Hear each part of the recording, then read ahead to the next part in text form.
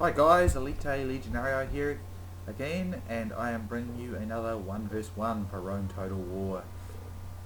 As you can see, I am playing as the Gauls, and my opponent, Falcon 2, is playing as the Scipii Romans. Now, in this battle I have 5 units of gold chosen swordsmen, 4 units of gold attacked forester warband, 4 units of gold swordsmen, and 2 units of silver gold rather, barbarian light cavalry. My opponent, Falcon 2, has 5 units of gold attack, and one's got silver attack, which is the general early legionary cohort. He has 6 units rather, I think it is. He has 6 units of gold legionary cavalry, so that is where his money has been spent. He also has 4 units of, I think it's just one upgrade each on these 5 units rather of regular archers, which he sends forward. Now initially in this battle I would have started like over here, and whilst I could have used this to anchor my sides, I noticed that I'd automatically be in a dip on both sides of this rock, which would give him advantages, which I didn't want him to have. So I went up along the side here, and my plan was to walk around and go into the forest, because that's where Gauls and other basic barbarian factions are good. And seeing as he had such a powerful cavalry contingent, I thought, because cavalry get a disadvantage in the woods, so going to the woods would also be effective for that regard. Anyway, he sends forth his archers kind of unsupported, well not entirely unsupported, but forward like this. But if I had had more cav, I probably would have exploited this, but I don't. But seeing as my forester warband are many times better and got very superior range, I will make good work of them here. I decide I might give it a go with my light cavalry and just see if I can mop a few out, but they will retreat, and they are rather quick, and even my light cavalry, well, they would have caught them, his cavalry will catch my light cavalry, so there's little point in it. I go too far, I try to withdraw, and I think I do succeed here.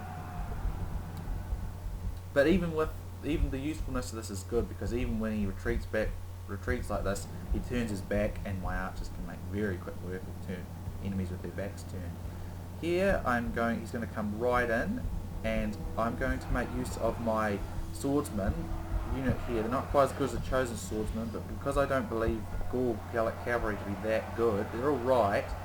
Against Rome it's not that great, so I'm going to use these Gallic swordsmen to take on cavalry. That's the plan. Now I get a bit reckless with my barbarian light cavalry here, and they get in a bit of trouble. Now I'm still focusing my archer fire on his archers, so that keeps them preoccupied, and I'm going to try and send some more heavy infantry around to deal with these cavalry, because once I deal with his cavalry, he really doesn't have anything left to deal with my army, because his cavalry has got all his upgrades and all his focus. So I rout that unit here, but he pulls 3 back, and basically I'm just going to reform the men I sent out here. And even if he decides to focus his archer fire on my infantry here with their backs turned and stuff, he's going to lose way too many to my forester warband, so he has to focus on them. But as you can see, they've taken very few, if any, casualties. I've said it before, but forester warband are the best archers in the game. They've got the longest range and the most power for each hit, and they're pretty reasonable if caught in the melee. Not the best out of all the archers in the melee sense, but in the archery sense they are the best. The one probably redeeming factor of Gaul. The only other one I can think that Gaul's got good are these chosen swordsmen. Other than that, Gaul is not a very good faction in terms of units and that sort of thing. The cavalry, the noble cavalry, it's better than light cavalry, but it's not up to scratch with most heavy cavalry, so it's just like a medium cavalry, which is still quite useful. I make a few mistakes here and don't realise that these guys have stopped routing. So unfortunately these guys here, which might have been of use later on, get wasted. But I do see this unit, and I get it back just in time. So basically I'm just going to keep using my archers here to clean up his archers in whatever capacity I need to there, and then I will move my men over here into the forest because Gauls fight better in forests and cavalry struggle in forests more than out in the plains, and seeing as his force is powerfully orientated on his cavalry, I'm going to deprive him of his advantages by going into the forest and give myself more advantages. But his cavalry certainly do perform well in this battle for him. The problem is his infantry are not good enough. I like early legionary cohort, but they're not the greatest, and they don't have enough upgrades, so it's going to cost him. But I was, I'm quite pleased with this guy, even though, I managed to beat him in this battle, which I suppose I shouldn't tell you that, but I am anyway. I'm pleased because he didn't spam urban cohort and Praetorian cavalry, and I'm very pleased with any player who does that because I am just sick to death of fighting urban cohort and Praetorian cavalry spam. It is just absurd. Like, I will come online and I'll play it and someone will choose Rome, and 90% of the time like that happens, they have urban cohort and Praetorian cav.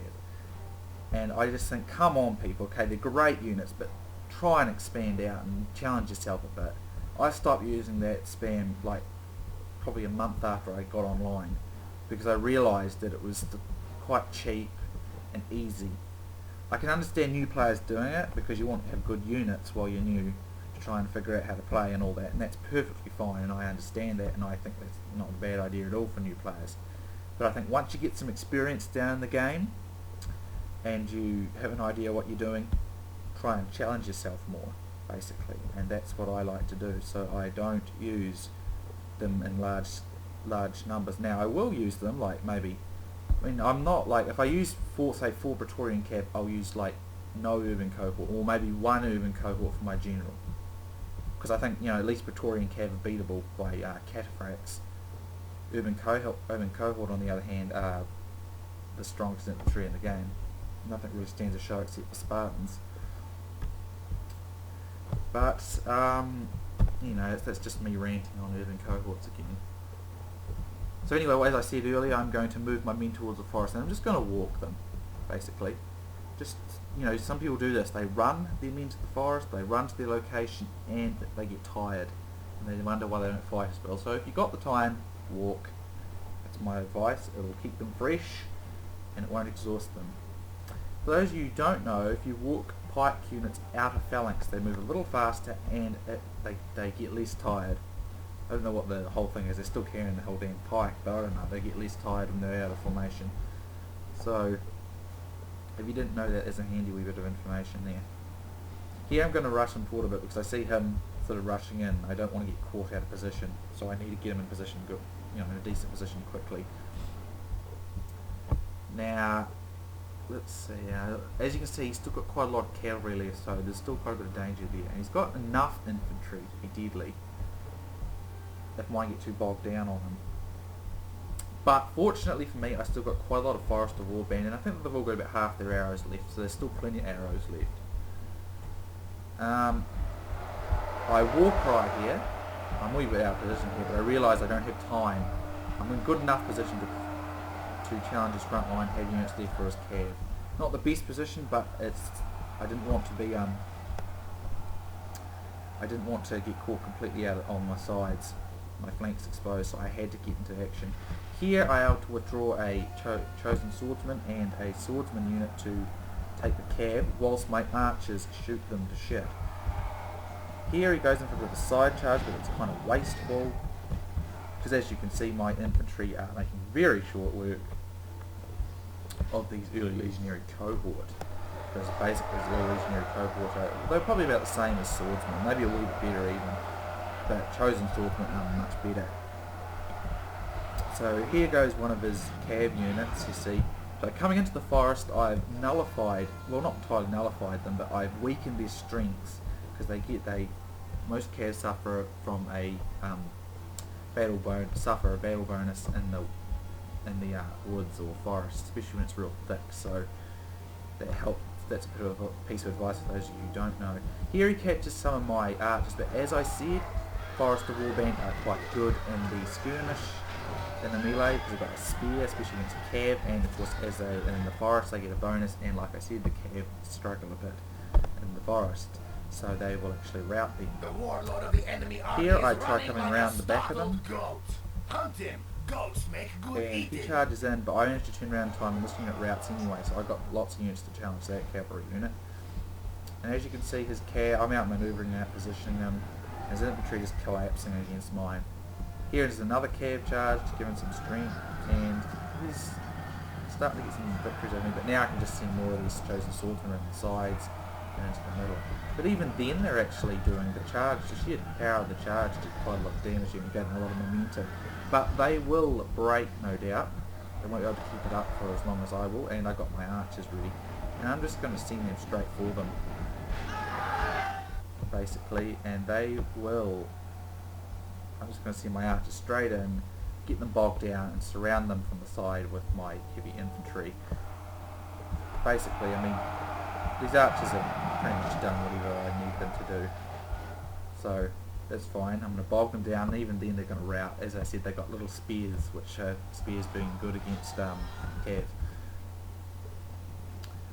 So, as you can see, the Roman players' cav are pretty much done. That's his power. Now some of his infantry have come back, but it'll do him no good because once again they're just no match for mine.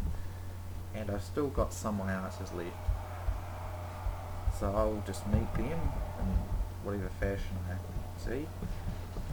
And as you can see, this unit routs, and the general's unit will rout. Victory is the reward of warriors. The general. Great victories like this go only to the best. So that's a good game to Falcon 2. And as you can see, here's the results screen. I deployed 1,158 men. I got 1,054 kills, and I had 594 men remaining. Falcon 2 deployed 1,211 men. Got 642 kills, and he had 155 men remaining. Here's the screen card, scorecard rather, and as you can see, my chosen swordsmen all performed well, as they usually do, except that unit. Well, he didn't perform badly or anything. The swordsmen, well, they did pretty good. They did the job, you know, just to hold that cav at bay. And my Forester Warband, the Forester Warband is the absolute power and strength of Gaul, providing you can protect them and keep them safe, which in this case they will find. So all of them got up now to 3 of them all got over 100 kills, and this one was only 9 short of 100. My Barbarian Cavalry didn't do that great. I probably could have used them better, but other than that, all my units performed well.